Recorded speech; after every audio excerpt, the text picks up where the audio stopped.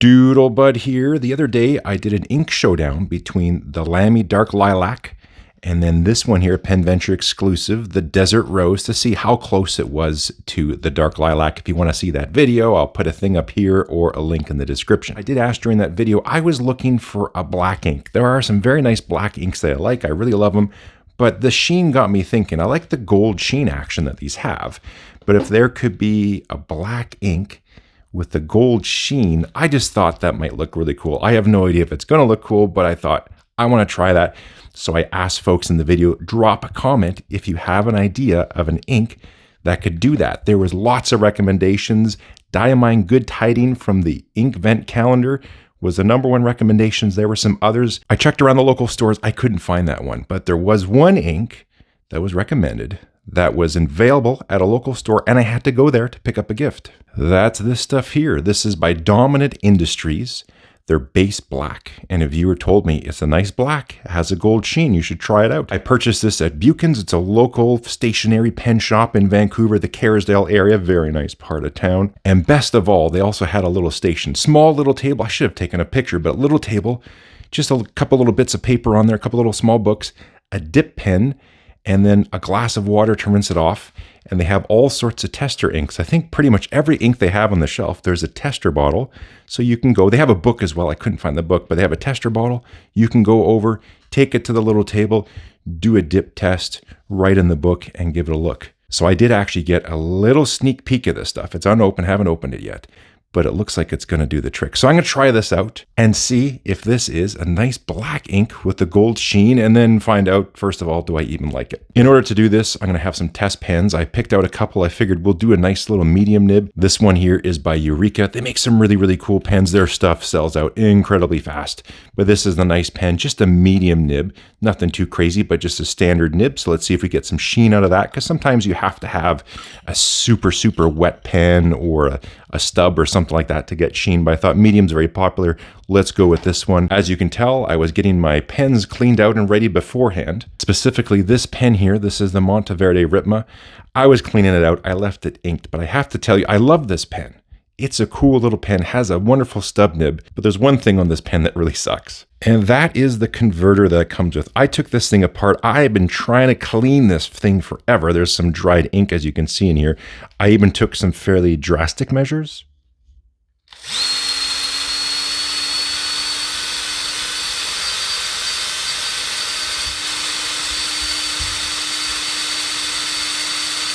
I still can't get the crusty bits out of there. Now, that's my fault, not the converter's fault, but this is the part that drives me nuts. It has this tiny little agitator ball. I have no problem with an agitator. I prefer the spring over an agitator ball, but this one is the exact perfect size. When it's down in here, it fits in the opening just perfectly. So as you're driving the piston up and down to flush it or ink it, when the ball gets in there, you go to push the piston down and you can't because it completely sealed the thing off. So I recommend just getting rid of this converter and put a different one in there, or at the very least take it apart and just chuck that little ball. Who cares where it goes? My little rant is over now, but what I'm going to do just quickly here is apply just a teeny little dab of silicone grease to that little washer there. And now I will go ahead and reassemble the converter. This just slips over top and you sort of have to press it on there. And now we're back in action. It's fairly smooth, but yeah, that little bit down there. Oh, you know what? Actually, that grease is breaking that up. Let me flush this one more time. I got a few more crusties out because now the piston can actually go down further,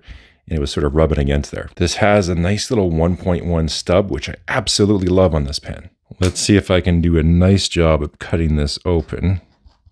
These are from Korea, come in a nice little bag, sort of like a little mini Crown Royal bag. They are a cool looking bottle. They are a little tricky to ink, and it's only 25 mils. The things we put up with as fountain pen users. So let me ink up these pens and let's get to writing. That was so much easier to ink. Now that stupid little ball is gone. As a little bonus, I also ordered some proper chromatography paper. You can see here, it's a thicker paper and it's very textured. It's got a lot of sort of fibers in there to really help promote capillary action. You can find paper very similar to this in stationery stores. Sometimes they'll use it for calligraphy or watercolors, things like that. All we're going to do is put a little line here at the bottom. We'll dip it in water just below the line. And then what's going to happen is, you can see it now.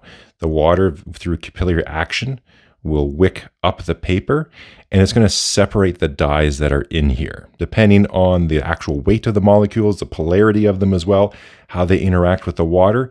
It'll separate it at different levels, and will give you an idea of the components, the different dyes that are in here to make the color. I'll do the same papers I did on the dark lilac. So of course, my Muji, this creamy colored Clairefontaine, their nice bright white Clairefontaine, this Leutram book, and Regalia. I almost forgot a piece of the 52 GSM Tomoe River paper.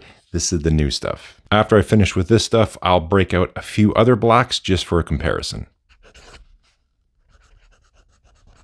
So I thought I'd check in with everybody while I'm doing the writing sample.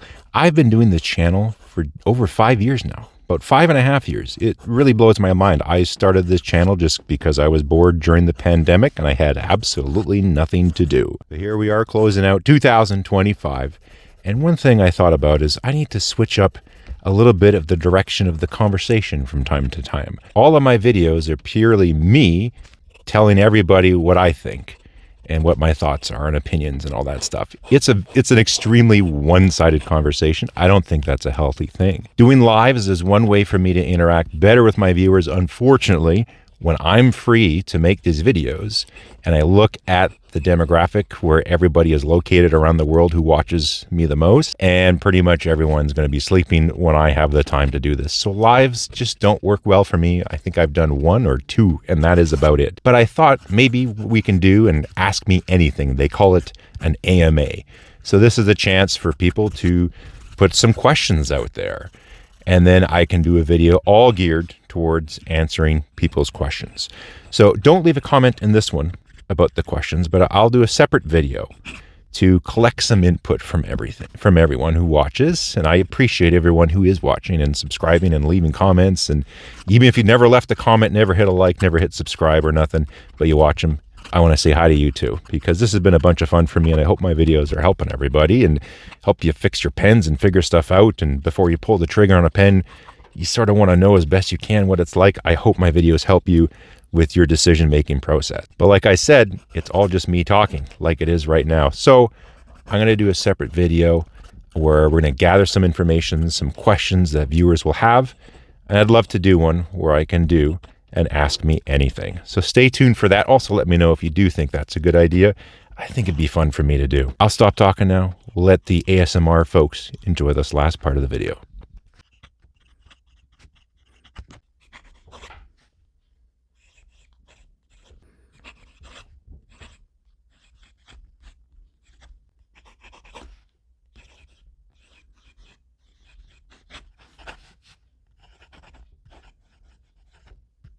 So the writing samples are all done. Also, the chromatography is all dried up and you actually can't see a whole lot. I'm curious actually how waterproof this ink is, that this might be a little bit telling. I'll test that here in a second. So overall, this ink is exactly what I was hoping for. So thank you to the recommendation. The username, I'll flash it on screen here. I got to find the comment, but I think it was Cam Bay, something like that. Anyways, Cam, thanks so much. I was looking for a black ink like this, a nice true black, but a little bit of gold sheen. Now this is going to be very hard on certain papers to show you the sheen. The regular medium nib on this Clairefontaine, it shows just a very hint if you're mega wet. When you're onto the stub, you can notice it. I put the macro on and maybe you can see a little bit of this. It's really tricky with the lighting and the camera, and then the camera wants to change white balance, but you can see a nice little bit of sheen here on this Clairefontaine. I mentioned in my previous video, I have a black ink that wants to do some sheening, and this is that Ultra Black by Private Reserve. It's sort of tricky to tell what color it wants to sheen, almost a bit of a gold. There's the dominant industry on the top, so you can see a little more of that gold color to it, but on this particular paper, that Ultra Black has a very nice sheen to it. You can see it here in more of the wet sample versus the dominant industry, but it seems a little more of that gold color on the base black. And as far as it comparing against some other blacks, well, they're all black inks. Like you can't really see a whole bunch there. The Hongdian black though, it actually is one of my favorite black inks. It's very dark, great wetness and flow to it, and performs really well. That Faber-Castell carbon black, it's not quite a sheen, but it's sort of reminiscent of a graphite pencil or something like that. Dry time is a bit on the long side, even at 50 seconds. It's still smudging a little bit, but I got to use my old stopwatch to do the timing. And let's quickly see how the waterproofness does. Yeah, nothing too special there. Checking out this creamy Clairefontaine, I really do like the color of this ink. It's a nice black, but if you get it just right, you can see that sheen. Not really much going on with the medium nib. You can see it more with the stub, but again, the lighting just is not going to show you what I'm seeing. Checking out the Muji paper, again, looks really, really nice. And I think I have the angle just right for you to start to see the sheen. Again, very minimal on the medium nib, but with that stub, I think it's showing up here just enough on the camera. I think I have the angle just right, so I'm not going to move too much, but you can see that gold sheen. This Leuchtturm paper is showing off the sheen a bit more than the Muji and the other ones, even with the medium. We are starting to get it. I have no idea if it's showing up, and definitely quite a bit here with the stub. I think I'm picking it up there pretty decent with the macro lens. But now on to the Regalia and the Tomoe River paper, and you can see I actually did these last night, and it's still wet. So this stuff is taking forever to dry, but you can see that gold sheen that's on there. Very, very obvious, even on the medium nib on this Tomoe River paper. It's almost tough not to show sheen with this particular paper. And it's still visible with the medium nib. Regalia paper is really showing it off as usual. I do enjoy this paper. It's not the most well-behaved that's out there, but I really love how a nib feels going across it and what it does to an ink. And just for comparison, there is that Private Reserve Ultra Black. So again, like I said, this ink has a nice little sheen, not quite exactly what I was hoping for. I wanted a little bit more of a gold. It's tough to say really what color that is. It almost still looks wet. Checking really quick. It's not wet, but yeah, it's a different type of sheen. I'm not quite sure what it is. I do like the looks of it and how it performs too. Overall, I am really happy with this ink. I like the color. I like the sheen. Does a good job. It's not over the top. It performs quite well in all the pens I put it in. It feels nice and smooth and lubricated. Dry time on this stuff is always nuts, but this is, I think, a new world record. I've never seen an ink take this long to dry on paper before. Again, the Tomoe River paper does take a long time, but that's kind of ridiculous. It is pricey stuff. I think it's around $20 or $25 for this little 25 ml bottle. So $1 a ml. I think that's kind of steep on the ink prices, but especially when you're comparing from things like, say, Hongdian or pretty much any other brand. Cool looking bottle, but bottle design is not going to be friendly for getting the last little bit of ink out of here, so you're going to have to use an ink miser. But we'll leave it there. If you have some other recommendations for inks you would like to see me mess around with and try out or do comparisons, I'm open to it. As you know, leave it down there in the comments, hit a thumbs up, potentially subscribe. We'll catch you next time.